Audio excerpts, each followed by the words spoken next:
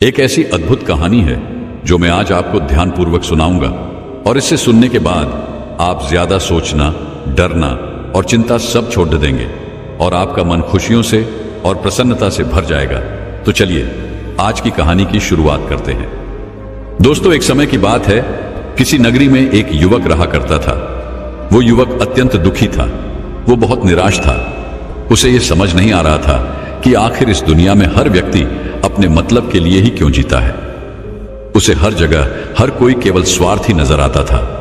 वह हमेशा यही सोचा करता कि उससे कोई प्यार नहीं करता, उसकी कोई परवाह नहीं करता।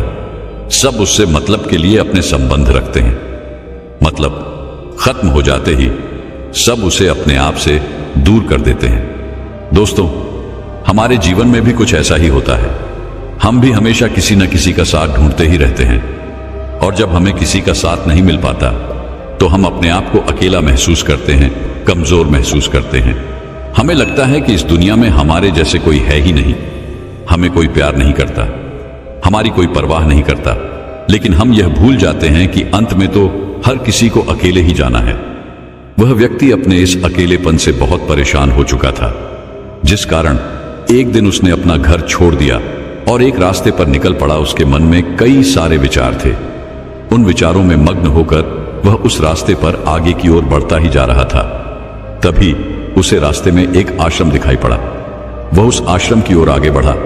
तभी उसने देखा कि एक गुरु अपने शिष्यों को ध्यान करना सिखा रहे हैं और उन्हीं शिष्यों में से एक शिष्य ने अपने गुरु से कहा, है गुरु, आखिर यह ध्यान क्या है और इस ध्यान को करने से हमें क्या लाभ?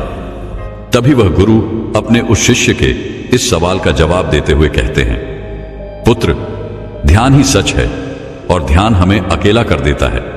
हम जितने ज्यादा अकेले होते जाते हैं उतना ही हम ध्यान में उतरते चले जाते हैं और यही अकेलापन तुम्हें सत्य के मार्ग पर ले जाता है, तुम्हें सत्य की प्राप्ति करवाता है। वह युवक आश्रम के बाहर खड़े होकर यह सब कुछ देख रहा था, सुन रहा था। जैसे ही उसने उन गुरुवर के मुख से यह सारी बातें सुनी, वह दौड़ा दौड़ा उन गुरुवर के पास आया और कहने लगा, है गुरुवर, यदि ध्यान हमें अकेला कर देता है तो इसका मतलब यह हुआ कि मैं इन सब चीजों में श्रेष्ठ हूं। आप तो ध्यान का सहारा लेकर अकेले होते हैं, लेकिन मैं तो ऐसे ही अकेला हूं। मेरा ऐसा कोई नहीं है जिसे मैं अपना कह सकूं, जो मेरी परवाह करता हो, जो मेरा ख्याल रखता हो, और मैं अपनी राह पर अकेला ही चलता चला जा रहा हूं। उस व्यक्ति की ये सारी बातें सुनकर उन गुरुवर ने उस व्यक्ति को ध्यानपूर्वक देखा और उसके बाद उससे कहते हैं, भंते, अगर तुम अकेले हो तो तुम्हारे पीछे तुम्हारा पूरा परिवार, तुम्हारे मित्र, तुम्हारे शत्रु, तुम्हारे सगे संबंधी, इन सब को लेकर तुम कहां जा रहे हो? उन गुरुवर के मुख से यह बात सुनकर वह व्यक्ति चौंक उठा और उसने तुरंत ही पीछे मुड़कर देखा तो वहां पर कोई नहीं था। तभी वह उन गुरुवर से कहता है गुरुवर, कौन है मेरे पीछे? कोई तो नहीं, न मेरे परिवार वाले, न मेरे मित्र, न मेरे शत्रु और न ही मेरे सगी संबंधी। मैं तो सबको पीछे छोड़ आया हूं क्योंकि कोई मुझे नहीं पूछता, कोई मेरी परवाह नहीं करता, कोई मेरा ख्याल तक नहीं रखता, यहां तक कि मेरी कोई आवाज तक नहीं सुनना चाहता। लेकिन जब किसी के ऊपर कोई समस्या आती है तो वह मुझे अवश्य याद करता है, पर बाकी समय पर वह मुझे पूछते तक नहीं। उन्हें यह तक खबर नहीं होती कि मैं किस हाल में हूं, मैं जिंदा भी हूं या नहीं। उन सबको इन सब चीजों से कोई फर्क नहीं पड़ता। उन गुरुवर ने उस व्यक्ति की यह सारी बातें ध्यानपूर्वक सुनी और उसके बाद उस युवक से कहते हैं, भंते, तुम सही कह रहे हो, लेकिन जब तक तुम इन सभी को छोड़कर नहीं आते तब तक तुम भला अकेले कैसे हो सकते हो? वह व्यक्ति एक बार फिर से आश्चर्यचकित होकर पीछे मुड़कर देखता है और फिर उन गुरुवर से कहता है गुरुवर, यहां पर तो कोई नहीं है, मैं अकेला ही यहां पर आया हूं। लग रहा है कि आप मेरा मजाक उड़ा रहे हैं। मेरे पीछे कोई नहीं है, आप खुद देख सकते हैं, तो फिर आप ऐसा क्यों कह रहे हैं कि जाओ और इन्हें छोड़कर आओ? जब मेरे साथ कोई है ही नहीं तो मैं भला उन्हें कहां छोड़ूं, कैसे छोड़ूं? उस युवक की ये सारी बातें सुनकर वह गुरुवर मुस्कुराने लगे और उस युवक से कहते हैं, भंते, आखिर तुम मुझसे क्या चाहते हो? इस पर वह युवक उन गुरुवर से कहता है गुरुवर, मैं आपका शिष्य बनना चाहता हूं, मुझे कोई साथी चाहिए, मुझे अपना शिष्य बना लीजिए, मैं जीवन भर आपका आभारी रहूंगा। उस युवक की यह बातें सुनकर उन गुरुवर ने कहा, भंते, तुम चाहो तो यहां पर 1 महीने रह सकते हो। उसके बाद ही मैं यह निर्णय कर पाऊंगा कि क्या मुझे तुम्हें अपना शिष्य बनाना चाहिए या फिर नहीं। लेकिन तुम्हें मेरी एक बात माननी होगी। तुम्हें इन 30 दिनों के अंदर ध्यान का अभ्यास करना होगा। अगर तुम ये कर सकते हो तो तुम यहां पर अगले 1 महीने के लिए रुक सकते हो, अन्यथा तुम्हारे लिए यहां पर कोई जगह नहीं। उस व्यक्ति ने काफी सोच विचार कर उन गुरुवर से कहा, है गुरुवर, आप जैसा कहेंगे मैं वैसा ही करूंगा। आप चाहते हैं कि मैं इन 30 दिनों में ध्यान का अभ्यास करूं, तो मैं यह करने के लिए तैयार हूं। उस व्यक्ति ने उन गुरुवर की बात मान ली और आश्रम में ही रुक गया। अगले दिन सुबह सुबह वह गुरुवर उस व्यक्ति के पास आए और उस व्यक्ति से कहने लगे, भंते, तुम किससे बात कर रहे हो? तुम्हारा ध्यान कहां है? इस पर वह व्यक्ति जवाब देते हुए कहता है गुरुवर, मेरे साथ तो कोई नहीं है, मैं भला किससे बात करूंगा, मैं तो अकेला हूं। तभी वह गुरुवर उस व्यक्ति से कहते हैं, ठीक है, लेकिन अब ध्यान लगाओ, क्योंकि तुमने मुझे वचन दिया था कि इन 30 दिनों में तुम ध्यान का अभ्यास करोगे। उन गुरुवर के कहने पर वो व्यक्ति ध्यान करने बैठ जाता है, लेकिन पहले दिन उसे ध्यान करने में बहुत तकलीफें आती हैं, बहुत सारी परेशानियों का सामना करना पड़ता है। यहां तक कि वो ढंग से लगातार बैठ भी नहीं पा रहा था। उसके पैर मानो सुन्न से हो जाते और उसका पैर मानो काम करना ही बंद कर देता। ये सारी बातें वह गुरुवर देख रहे थे। तभी उन गुरुवर ने उस व्यक्ति से कहा, बनते, तुम जितना देर चाहो उतना देर बैठ सकते हो। यह ऐसा कोई जरूरी नहीं है कि तुम एकाएक लगातार बैठे ही रहो। यदि तुम्हें थोड़ी तकलीफ है तो तुम उठ सकते हो, टहल सकते हो और फिर आकर बैठ सकते हो। इतना कहकर वह गुरुवर वहां से चले गए। अगले दिन सुबह सुबह फिर वह उस व्यक्ति के पास आए और उस व्यक्ति से कहने लगे, भंते कौन है? किससे बातें कर रहे हो? कोई आया है क्या? उन गुरुवर की इस बात का जवाब देते हुए वह व्यक्ति उन गुरुवर से कहता है गुरुवर, यहां पर तो कोई नहीं है, आप खुद देख लीजिए, मैं भला किससे बातें करूंगा। तभी वह गुरुवर एक बार फिर उस व्यक्ति से कहते हैं, चलो ध्यान का अभ्यास करो। तभी वह व्यक्ति उन गुरुवर से कहता है गुरुवर, क्या केवल आंखें बंद करके बैठ जाना, इसे ही ध्यान कहते हैं? अगर इसे ही ध्यान कहते हैं तो यह तो बड़ा ही आसान है और इसे तो कोई भी कर सकता है, केवल आंखें बंद करके बैठना ही तो है। इसका जवाब देते हुए वह गुरुवर उस व्यक्ति से कहते हैं, भंते, केवल आंखें बंद करके बैठ जाना इसे ध्यान नहीं कहते। ध्यान करने के लिए तुम्हें अपने मन को एकाग्र करना होगा, अपने मन को किसी एक चीज पर लगाना होगा। वह कोई भी चीज हो सकती है, बाहर की कोई आवाज या तुम्हारे भीतर से आने वाली ये सांसें, इन सांसों के अंदर और बाहर होने की आवाज। तुम ऐसी किसी भी चीज पर ध्यान लगा सकते हो जो लगातार वर्तमान समय में घट रही है, ताकि तुम्हारा पूरा ध्यान उस चीज पर एकाग्र हो और तुम्हारा ध्यान कहीं भी भटके नहीं, जिस कारण तुम उस पर ध्यान लगा पाओगे। और एक बात और याद रखना, जब तुम उस चीज पर ध्यान लगाओगे तो तुम्हारा ध्यान हटना नहीं चाहिए। इतना कहकर वह गुरुवर वहां से चले गए। अगले दिन जब वह सुबह सुबह एक बार फिर उस व्यक्ति से मिलने आए तो उन्होंने एक बार फिर उस व्यक्ति से कहा, भंते, आज कौन आया है? किससे बातें कर रहे हो? बड़ी जोर जोर से आवाज आ रही है। तुम यहां पर खुद शांति पाने आए हो या फिर दूसरों को अशांत करने के लिए? वह व्यक्ति उन गुरुवर से कहता है गुरुवर, पर यहां पर तो कोई है ही नहीं, तो मैं भला किससे बात करूंगा? यहां तक कि अभी तक मेरे मुख से एक शब्द तक नहीं निकला है, तो फिर आपको कैसे जोर जोर की आवाजें कहां से आ रही हैं? और जब मैंने एक शब्द भी नहीं बोला तो मैं भला दूसरों के लिए अशांति का कारण कैसे बन सकता हूं? तभी वह गुरुवर उस व्यक्ति से कहते हैं, ठीक है, चलो ध्यान का अभ्यास करो। तभी वह व्यक्ति उन गुरुवर से कहता है गुरुवर, मेरा एक प्रश्न है, क्या मैं आपसे पूछ सकता हूं? तभी वह गुरुवर उस व्यक्ति से कहते हैं, पूछो, तुम्हें क्या पूछना है? तभी वह व्यक्ति उन गुरुवर से कहता है गुरुवर, आप कहते हैं किसी भी एक चीज पर ध्यान लगाओ जो वर्तमान समय में घट रही हो, उस पर अपना पूरा ध्यान लगा दो। लेकिन जब मैं अपनी सांसों पर या फिर किसी ऐसी चीज पर ध्यान लगाने का प्रयास करता हूं जो लगातार घट रही है, तो मेरा ध्यान लगातार नहीं रह जाता। मैं पल पल भटकता रहता हूं। कभी मुझे कुछ याद आने लगता है तो कभी मुझे कुछ और याद आने लगता है। वो पुरानी चीजें, वो पुरानी यादें मेरा पीछा नहीं छोड़ती।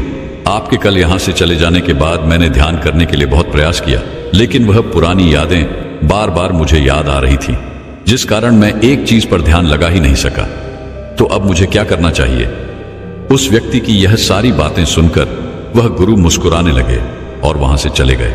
उन गुरुवर की हंसने की वजह उस व्यक्ति को समझ नहीं आई। अगले दिन सुबह सुबह एक बार फिर वह गुरु उस व्यक्ति के पास पहुंचे और कहा, भंते, ये तुम क्या कर रहे हो? इतना आलस, चारों ओर आलस ही आलस फैला हुआ है। अपने पास से आलस को भगाओ, अन्यथा यह तुम पर हावी हो जाएगा और फिर तुम हमेशा इसके अधीन बनकर रहोगे। तभी वह व्यक्ति गुरुवर से कहता है गुरुवर, आप तो रोज एक ही बात कहते हैं कि यहां पर कोई है, लेकिन मुझे तो कोई नजर आता ही नहीं। आप ही बताइए, यहां पर कौन है?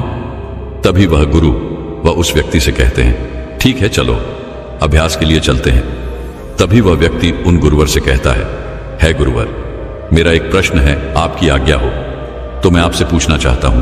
है गुरुवर। उस व्यक्ति से कहते हैं, हां पूछो, क्या प्रश्न है तुम्हारा?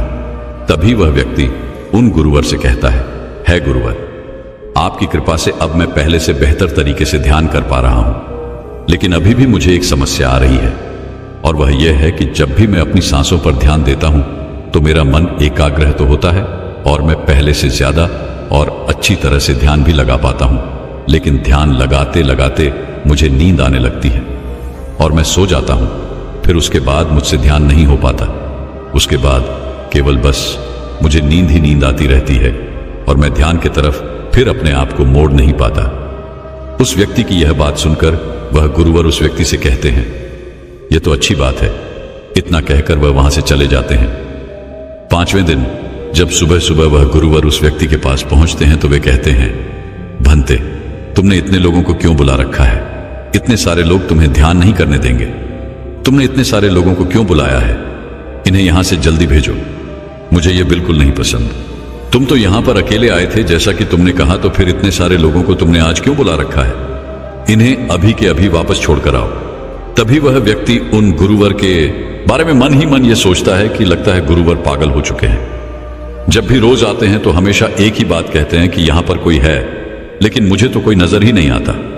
बड़ी विनम्रता से उन गुरुवर से कहा, है गुरुवर, शायद आपकी आंखें जो देख पा रही हैं वह मैं नहीं देख पा रहा हूं। मुझे तो यहां पर कोई नजर नहीं आता। फिर आपको कैसे? यहां पर लोग ही लोग नजर आ रहे हैं। फिर गुरुवर उस व्यक्ति से कहते हैं, अच्छा ठीक है, चलो अब ध्यान का अभ्यास करते हैं। तभी वह व्यक्ति उन गुरुवर से कहता है गुरुवर, मुझे ध्यान के वक्त नींद आती थी। जैसा कि मैंने आपको बताया था, उस पर तो मैंने नियंत्रण पा लिया, लेकिन अब जब भी मैं ध्यान करने बैठता हूं, किसी एक चीज पर अपना ध्यान केंद्रित करता हूं, तो मेरे मन में विचारों का सैलाब होता है। मानो विचारों की बाढ़ सी आ जाती है। इतने विचार तो आंख खोलकर भी मैंने कभी नहीं देखे होंगे, जितने की आंखें बंद करने के बाद मुझे नजर आते हैं। और इन विचारों में कुछ ऐसे विचार भी मेरे मन में आते हैं जिनके बारे में आज तक मैंने सोचा तक नहीं है। मुझे उनके बारे में कुछ भी नहीं पता। यह सब क्यों हो रहा है गुरुदेव? उन गुरुवर ने उस व्यक्ति की यह बात सुनकर उस व्यक्ति से कहा, अच्छा ऐसा हो रहा है। इतना कहकर वह गुरुवर वापस चले गए। अगले दिन सुबह सुबह वह गुरुवर एक डंडा लेकर उस युवक के पास पहुंचे और एक डंडा जड़ते हुए उस युवक से कहते हैं, मैंने तुम्हें पहले ही कहा है, इतने सारे लोग मुझे पसंद नहीं, तुम्हें इन्हें छोड़कर आना होगा। आखिर तुम रोज रोज इन्हें क्यों ले आते हो? इतनी भीड़ इकट्ठा करके तुम्हें क्या लाभ? आज के बाद यह यहां पर नहीं आने चाहिए। इस बात का ख्याल रखना। यदि आज के बाद यहां पर कोई भी नजर आया और तुम्हारी बक बक मुझे सुनाई पड़ी, तो मैं तुरंत ही तुम्हें इस आश्रम से निकाल दूंगा।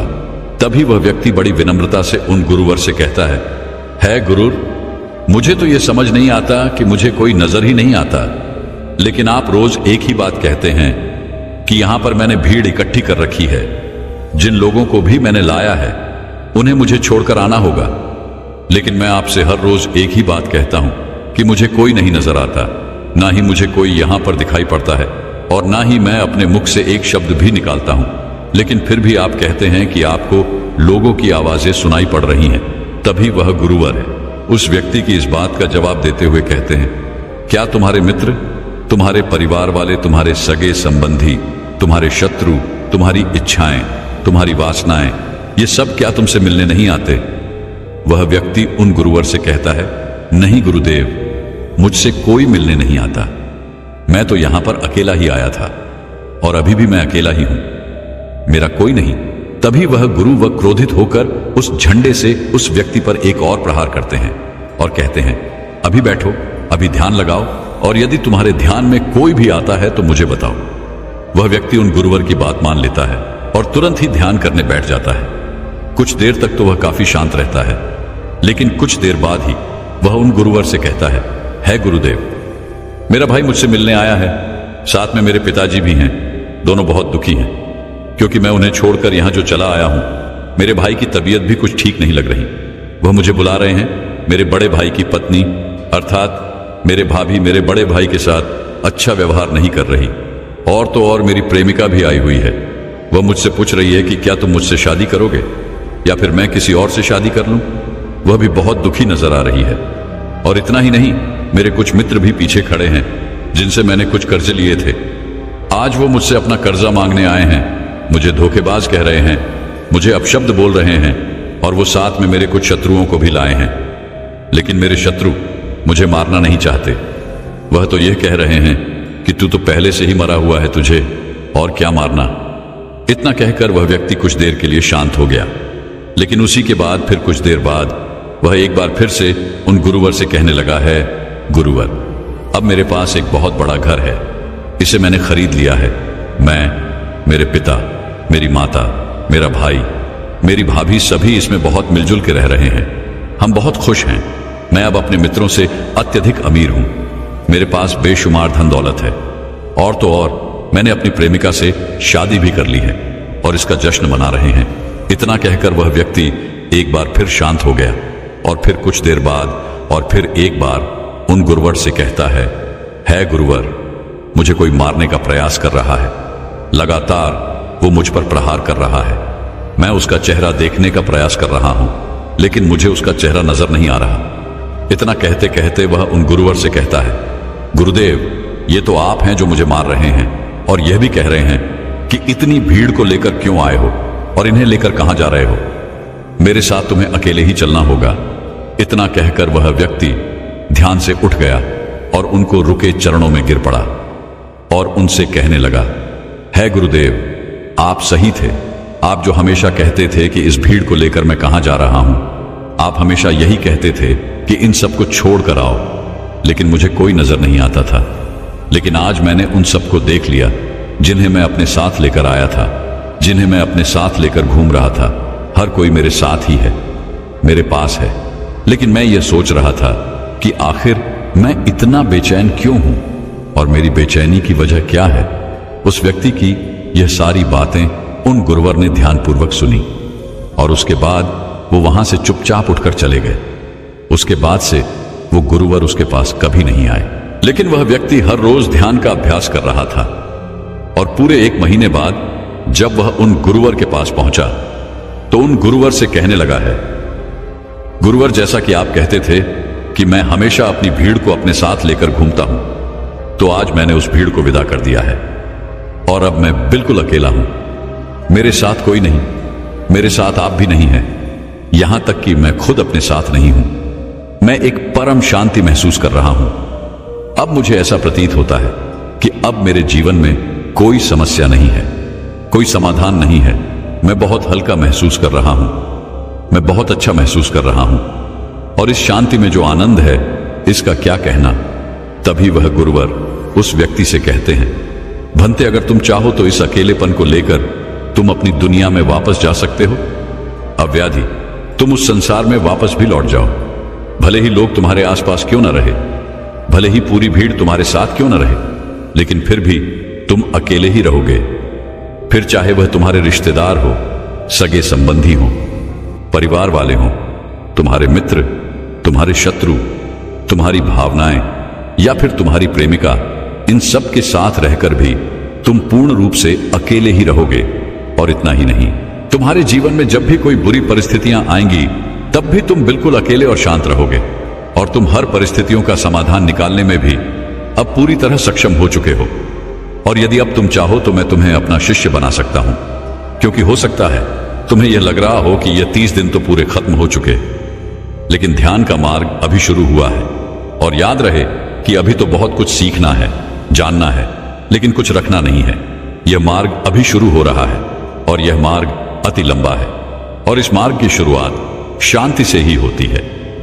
तभी वह व्यक्ति उन गुरुवर को प्रणाम करता है और उनसे कहता है, हे गुरुवर, मैं अपने घर वापस लौटना चाहता हूं, अपने उस संसार में वापस जाना चाहता हूं ताकि मैं अपनी जिम्मेदारियों को निभा सकूं और साथ ही साथ इस मार्ग पर भी आगे बढ़ सकूं।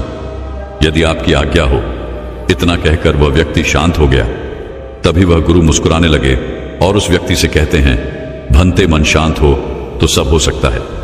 तुम संसार में रहकर भी अकेले रह सकते हो, लेकिन एक बात याद रखना कि हमें सीखना बहुत कुछ है, जानना बहुत कुछ है, लेकिन रखना कुछ भी नहीं। अब तुम जा सकते हो, तुम्हारा कल्याण हो।